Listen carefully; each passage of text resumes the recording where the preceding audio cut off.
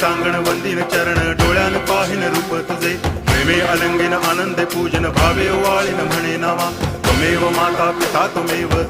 बंधुश्च सखा त्वमेव विद्या द्रवणं त्वमेव सर्वं मम देव कायेन वाचा मनसेन्द्रियैर्वा बुद्ध्यात्मना वा प्रकृति स्वभावात् करोमि यद्यत् सकलं परस्मै नारायणायति समर्पयामि अच्युतं केशवं रामनारायणं कृष्णदामोदरं वासुदेवं हरि गिरिधरं माधवं गोपिकावल्लभं जानकीनायकं रामचन्द्रं भजे हरे राम राम